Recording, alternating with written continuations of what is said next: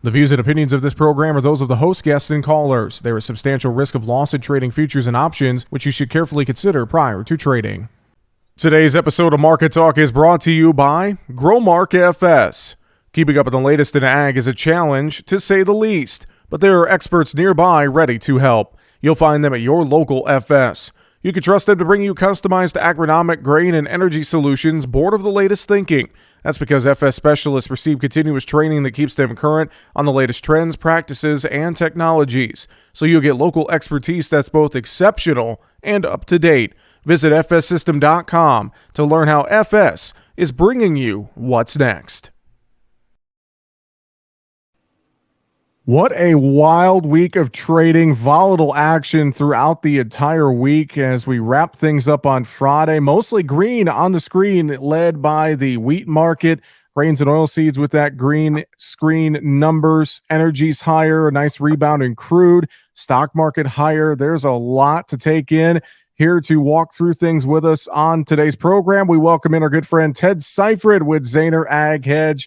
Ted, good to have you on the show as we wrap up a week of trade, buddy. And man, oh man, I don't know where to start, honestly. Overall, nice risk on type of day on Friday. A good way to head into the weekend, but no doubt plenty of news headlines and plenty of things that traders are watching as we get into next week, Ted.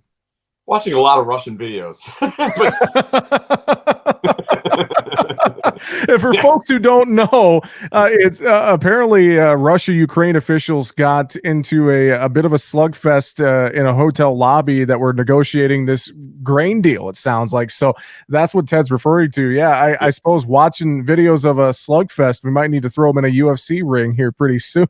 I mean, honestly, I thought I was watching a rerun of last year's South Dakota Corn Growers conference, but whatever. Damian Mason. But, exactly. But yeah, rough scene there, but that really parlayed itself into that wheat market trade on Friday. It doesn't make you feel good about a grain corridor deal. I want to say an extension of that deal, but really that deal is supposed to go for another 60 days beyond the 18th. But when it came up for when it came up for renewal last time, Russia said they were only going to do half the deal this time. So the date in Russia's mind is May 18th, and we're closing in on that. And between a really strange video of a drone attack on the Kremlin, which I've watched that video like 20 times. It's so hokey. It doesn't seem real. There's like two guys climbing up some scaffolding when that happens. They don't even get, it doesn't look like they even are bothered by it. The flag doesn't even look like it moves. It's like a firework. I don't know what that was. And I don't think the market really knows what to make of it either. But this doesn't, none of this really bodes well for an extension of the grain corridor. I think at this moment we have to expect that that's probably going to fall apart. Wheat and corn have been somewhat acting accordingly. In the meantime, in other news, right, you've got crude oil here at the end of the day, Friday, almost $9 off of its lows from Thursday. A little over 24 hours. Wow, that's incredible volatility. And by the way, that does look like a sort of capitulation bottom in crude, at least for now. The rumors, Jesse, are that we are refilling the strategic oil reserve, which I really hope that there's more to it than just rumors. We needed to do that. We said we were going to do it at 64. Last time we got to 64, we did not do it.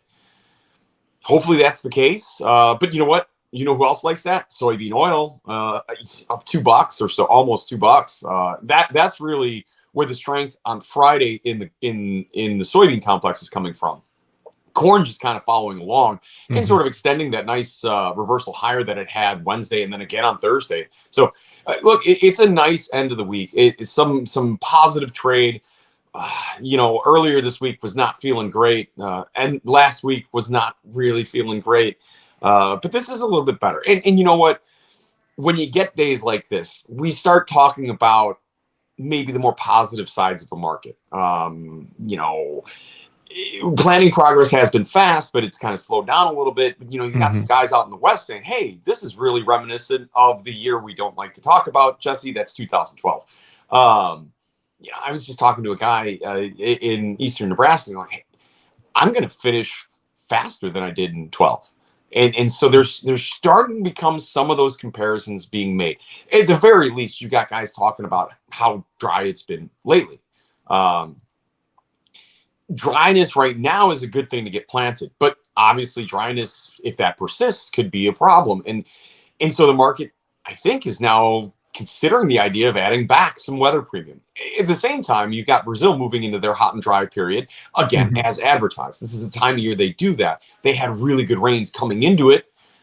Most of your Brazilian analysts are adding to that crop right now, so I don't think it's a major cause for concern.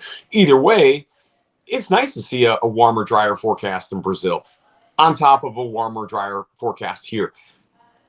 This is the time of year where we can seasonally add some weather premium. I think it's a good thing, and I'm hopeful that midweek this week we saw our near-term lows and we have some more upside potential. Mainly because I think we should be really keenly looking at selling some higher prices. But if we're going to get a rally, this is sort of the time of year you would expect to see it. And just based on what the chart's done in the last couple of days, it's looking pretty good.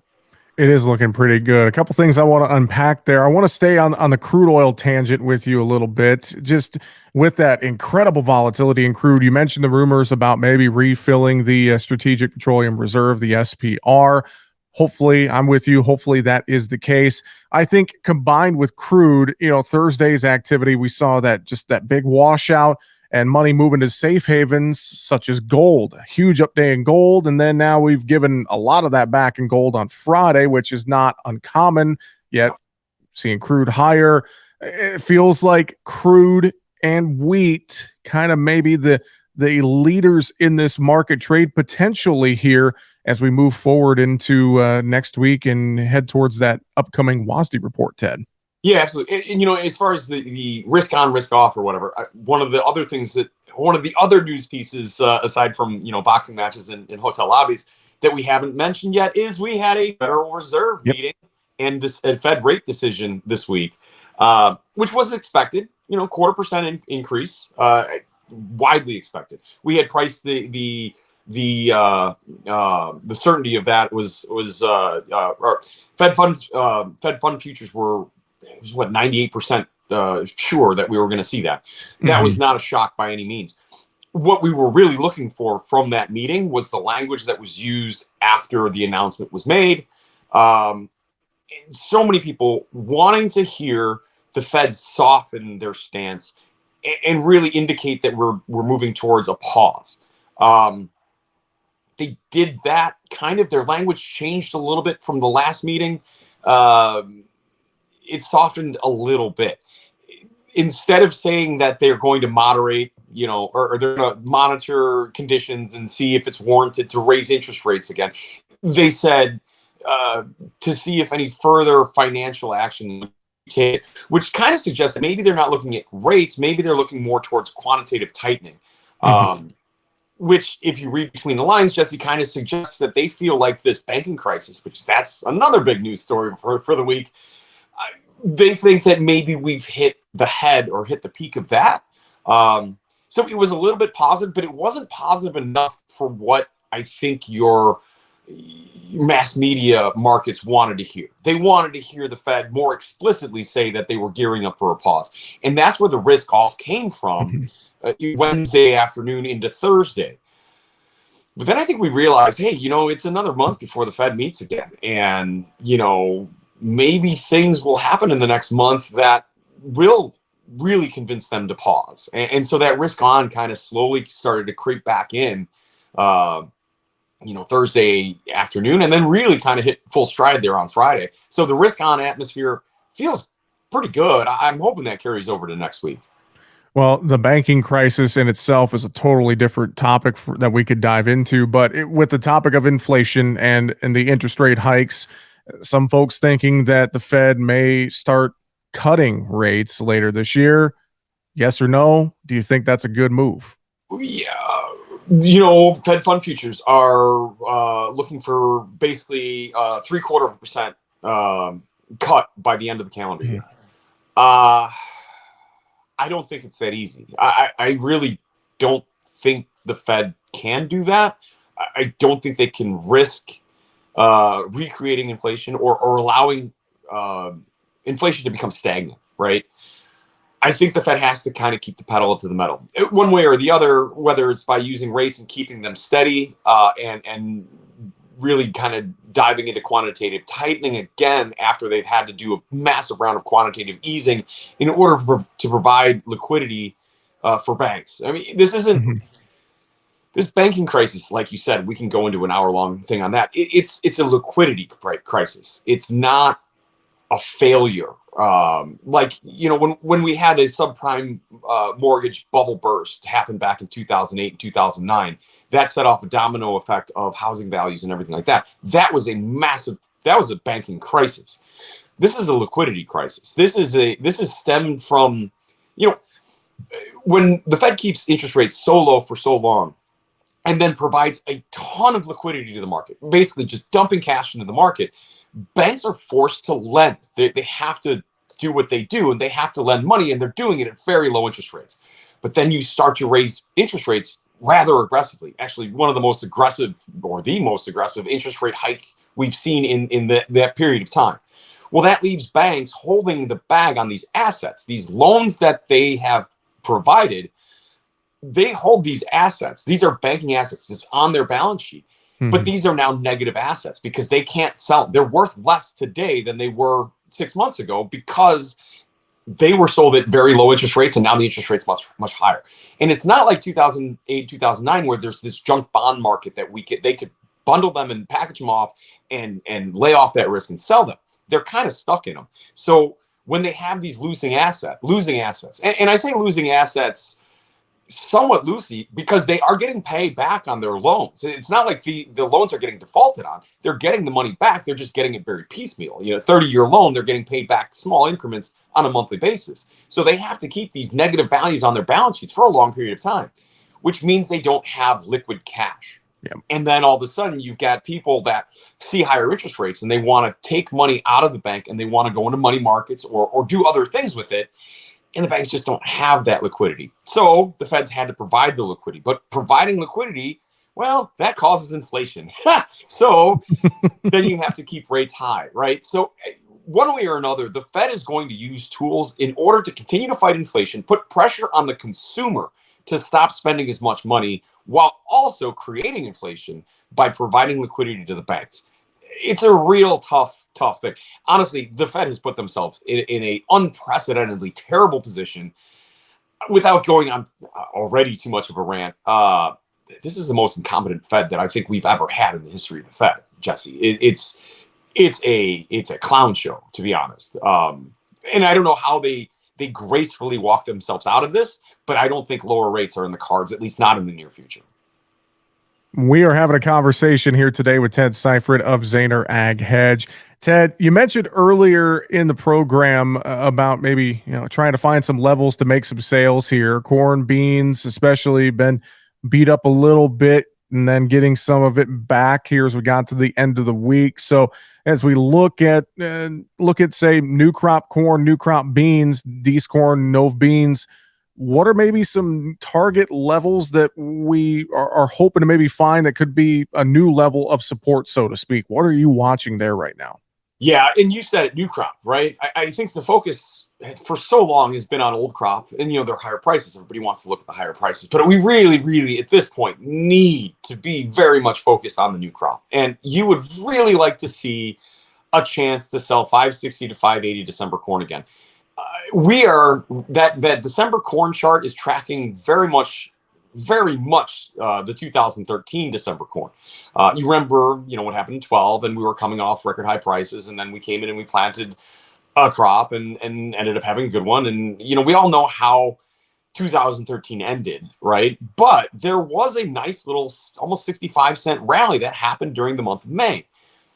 Maybe we could get something like that. And you got to say, after the last 3 days, you got a good look on a chart now for corn and beans. So there might be that sort of upside potential. And if there is, man, I think you need to have your finger on the trigger. Because unless there is a massive weather issue this year, Jesse, it's going to be really hard to continue to argue a bullish story in corn, especially in you have to understand the big change in the macroeconomic climate. We just kind of talked about that, a little bit of that. You have to understand this is not 2 years ago. This is a much, much different climate. And if we end up having the big second season Brazilian crop that we're currently expecting, and we follow that up with a big crop here, we will have gone from a tight supply situation to now oversupplying the market because we've killed off a lot of demand. And we'll go back to the whole cycle of having to buy that demand back and having to sort of discourage production, which doesn't really work, by the way. But that is not that part of the cycle is the part of the cycle we really don't like. Think of 2014, 15, 16, 17, 18 into 19. At some point, we're going to have to do that again. A weather issue could stave that off for a year. But short of that, that's where we're headed. And you got to realize that. So you have to take opportunities when they come. I like the chances of an opportunity here over the course of the next 3 to 6 weeks. But beyond that, it's gonna have to be a major weather issue. Something that I have a feeling that you're gonna get to, and I'll beat you to the punch. We've got a big WASDE report next week. Yes, we do. Big because it's the first crack that the USDA is going to take at a new crop balance sheet on a WASDE report. Yes, we've got outlook numbers. Those are old. They're stale. We've seen new planting numbers since then. So this is going to be a different animal on this. It's going to be different than the outlook numbers. I think the market's going to be in for a bit of a rude awakening when we see that new crop corn carryover in particular. Not as much for soybeans, but that corn carryover could really, really surprise some people, I think. Yeah, that May report coming up next Friday, and it's always a big one, as you indicated. So we're going to be watching that closely. Well, Ted, let's talk livestock a little bit here. I feel like traders kind of forgot about the livestock trade with all the bullishness in grains and energies and stocks on the day Friday. Fairly quiet action in live cattle, maybe some profit taking in feeders and hogs, it looked like on the day Friday. Yes, Jesse, I will get to live cattle in just a second. I need to finish my thought there on the corn, right? Yeah, please. Here's what we know for this report. The USDA is going to have to use 92 million acres of corn. Yeah. Because that's the planting intentions number. The only way they can deviate from that number is if we are significantly behind in planting by the end of April. We are not. Secondly, the yield that they have to use is 181.5. Again, they have to use that number unless we are significantly behind on planting by the end of April. We are not. 181.5 on 92 million acres, Jesse. That is 15.25 billion bushel production. That's a massive, massive corn crop. And in order to deal with that massive corn crop, I have to raise demand 1 billion bushels year over year from this year to next year. I have to raise demand 1 billion bushels to get us below a 2 billion bushel carryover. I don't think very many people realize that. When you're sitting here and looking at 535 3/4 December corn on the board, and then you hear 2.2 billion bushel carryover, do those two things jive? No. So we've had a really nice run the last couple of years. We've enjoyed some very nice prices, right? You have to understand that things could be changing, and it could change very quickly. So hopefully this report doesn't come as a massive shock to the market itself. And hopefully we are allowed this period of strength, this seasonal period of strength. And hopefully we get the chances again, because I know a lot of people, would love to go back to the first of the year when we were trading over $6 December corn. We might not get back to $6 without a major weather issue, but hopefully we'll do better than 535. So anyways, sorry, I had to do that. Now, no, you're good. Let's a couple livestock thoughts here before we run out of time, buddy. Yeah, sure. You're right. Livestock did kind of take a bit of a backseat. I think the best thing I can say for cattle is that we were really overbought. We needed to see a bit of correction. We've kind of done that. Cash needed to kind of cool off a little bit. And really, with the Fed decision and that risk-off trade that we had talked about, that caused a lot of people to get concerned. Even before that Fed decision came up, the risk off trade started at the beginning of the week in anticipation of the Fed. The concern is that, if the economy is going bad, we're getting into a recession, people aren't going to spend as much money on higher price cuts of protein. Mm-hmm. So we're worried about domestic demand. Now, we followed that up with a 4-week high, or 60% over the 4-week average export sales report, Yep. 20,000 plus metric tons. China was on there for 3.4 thousand. Yay. So I don't think the demand outlook for cattle is as bad. I think that it was a market that needed to cool off a little bit. But once the temperatures on the eastern half of the country start to warm up and we all get into grilling season, I think the doubters are going to be surprised how much domestic demand is out there. And I do think there's more upside potential for cattle, unless we do really slip into this major recession. But it doesn't feel like it to me. As far as hogs are concerned, man, every time you think, hey, fundamentally, I think we're below true value. Yep. I think we're really oversold in that market. The chart looks good for a bounce, and then we follow up with 3 pretty massive down days, and we're tickling those lows again. One of these days, Jesse, we're going to find a low in the hogs market, but I can't say that as confidently as I was earlier in the week. Man, I don't know. I really do think that we've gotten undervalued in hogs, and I will say that if people are going to spend less money on the more choice or more expensive cuts of meat, well, pork's a really pricey alternative right now, or well-priced alternative right now. I don't know. I really do think the hog market is well undervalued. I think at some point we should have a pretty significant bounce, but we're still waiting for that to happen. Always shooting from the hip, telling it like it is. That's why we appreciate you, Ted. If folks want to reach out and get some advice at Zaner Ag Hedge with you and the team there, what's the best way to reach you? Yeah, absolutely. My direct line, 312-277-0113. You can also find us on the web at www.zaner.com. And if you're on the Twitters, I'm at the Ted Spread. Fantastic. With that, Ted Seifried, Zaner Ag Hedge, always a pleasure, buddy. Have a great weekend, and we will talk to you again real soon. Thanks, man. Always a pleasure. Thanks for having me. Talk to you soon, buddy. And that's going to do it for Market Talk today. Find us online, markettalkag.com. I'm Jesse Allen. Have a great weekend.